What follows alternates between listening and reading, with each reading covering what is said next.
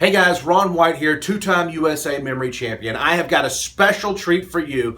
I interviewed Ben Pridmore, the three-time world memory champion. You're about to see that interview. I asked him to repeat the advice that he gave me in 2009. He gave me some advice that cut in half how fast I could memorize a deck of cards. It's such valuable advice. And while I asked him more questions like what was the first memory book he read, how many locations are in his memory palace, give me an unusual example of something that he memorized. I asked him about 10 questions here. It's an exciting, interesting interview. If you love the world of memory sports, Ben Pridmore is a legend. Check out this interview with world memory champion, three-time world memory champion, Ben Pridmore.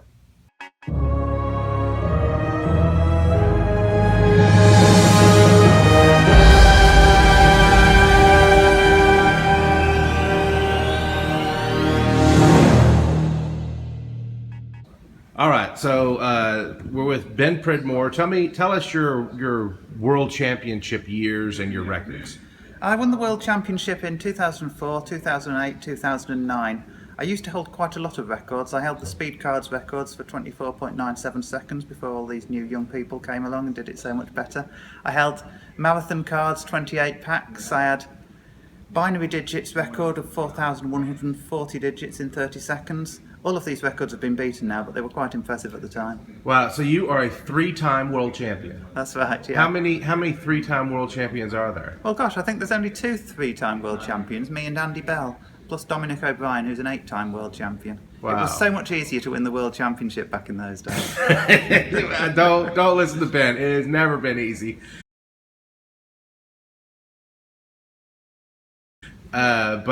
So Ben, you gave me some tremendous advice in 2009, the year you were world memory champion, and I asked you how I could get faster at memorizing a deck of cards. And what was the advice that you gave me? The advice I like to give to everybody about memorising a deck of cards fast is don't overthink it. Sit down, go faster than you think you can go. Just trust your memory. Because you'll find more often than not that you actually do remember something before your conscious mind is thinking, "Yep, I remember that." Go faster. So just trust your memory that you actually have it. Trust your memory, and you'll find 9 times out of 10, I think, you do have it, and your times will get faster and faster. So do you think how fast can you memorize a deck of cards now?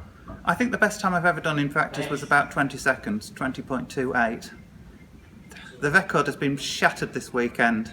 Here at the Extreme Memory Tournament, it's now down to 16 point something, I think, which is insane. Do you think we're getting to the point where we're going to reach a limit where it can't be any faster? There must be a limit somewhere, but I always thought, well, when I was younger, I thought 30 seconds was always going to be the limit. Then I thought 20 seconds. We're not even close to scratching the surface of what it's possible to do in memory still. People are getting better and better. The times are going to keep falling. I can't even begin to imagine what's going to happen in the future.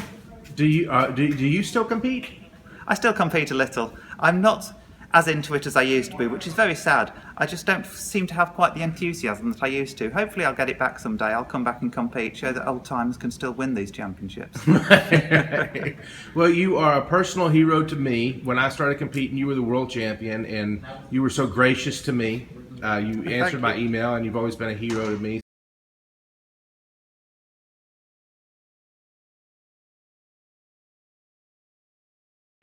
What got you into memory training?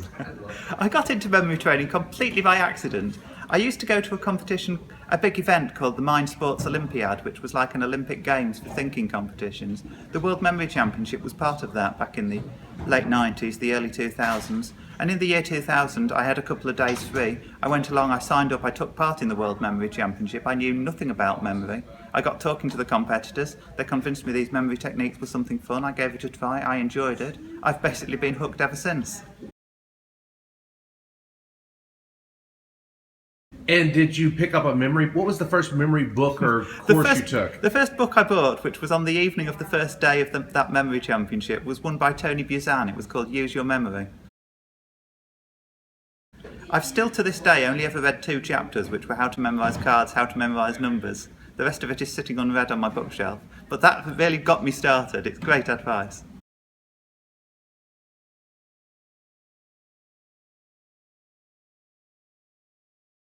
How many locations do you have in Memory Palace? How many spots do you have?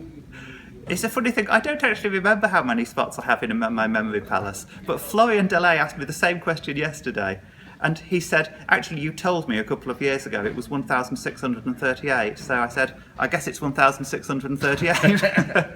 I have a lot of journeys, they're all 26 locations long, which was how many I needed to memorise a pack of cards back when I started with my old system. Nowadays it fits 3 packs of cards, but I still always create my journeys at 26 locations, and I must have 60 something of those, I suppose. So you created the Ben system. Well, obviously, it's your name. A picture. If you pull any 2 cards out of a deck, there's 2,704 different possibilities. That's right. Yes. When you memorized a deck of cards, how many cards were you putting on each location? I put 3 images on each location, so 6 cards, and I have the last one on one location, interacting in a little way with the first one on the next. So it's one long string of stories rather than 3 in one location, 3 in another, 3 in another. What's next for you? You have any plans to train for any tournaments, or? I think I'm transitioning more into an organiser of tournaments now than a competitor, just because I'm not up to speed with these young folk anymore. But coming back as a competitor is a long-term plan. I've organised a competition in Britain every year for the last 10 years. We call it the Friendly Championship. It's just a very little friendly event which newcomers can come along to, meet the top memory people. We all go out for a drink afterwards. We have a lot of fun memorising things. This year I'm planning to expand things a bit. I'm working at the moment on 4 different kinds of events. A little extreme memory tournament, a memo games in Florian style, a World Memory Sports Council style competition, a brand new kind of thing. We'll just have to see what happens, but this November time, hopefully, a lot of fun things happen in Britain. All right. What's the most unusual spot you've used as a memory palace? I've used bars, sports stadiums. Do you have an unusual spot for a memory palace? All of my memory palaces are quite dull, actually. They're houses I've lived in, the schools I went to, the offices I've worked in, towns I've visited. The first journey I ever created is a little strange because it twists what reality looks like madly. It's changed a lot in my head. It's a journey taking several miles from the hotel I was staying at the time to the place where the World Memory Championship was taking place, which was about 3 miles. But in my head, it's like a journey of 100 yards from one point to another. The background just twisted and strange if I ever sat down to look at it. And so you used a walk. You used to walk along outside as a journey. It starts off in the hotel room I was staying in. It goes down the stairs. It's quite confined there. Then I'm walking down, I'm getting on the underground train, I'm going to another station, getting out, walking up a hill to the Alexandra Palace. But it's all distorted and everything's turned into right angles and straight lines. So I do have one last question for you. I said that was the last, but here's the last.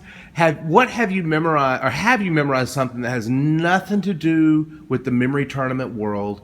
Like, for example, maybe you memorized all the stats of a baseball team, or that's something I would do. Have you done something like that where you memorized something nothing to do with memory tournaments? I've done a few little fun things like that in my time. I memorised the results of all the FA Cup finals. That's the soccer championship in Britain that's been running since 1872. Okay. So, I had it at one point, people would tell me a year, I'd tell them what happened in that year's final. I once tried to memorise pi to 50,000 decimal places. Oh, wow. It's my favourite anecdote about things I haven't achieved in memory. I'd set a date where I was going to recite it and break the world record, and 6 weeks before that date, a fellow in Japan stole my thunder by reciting 83,000. And so you said, I'm done. That's where I gave up on the whole pi memorising thing. All I right. can still remember the last digit was 1. Well, Ben, you're a personal hero to me, and Thank you so much, I'm glad to see you again, and I'll hope to see you in another 7 years. Thank you very much. Okay.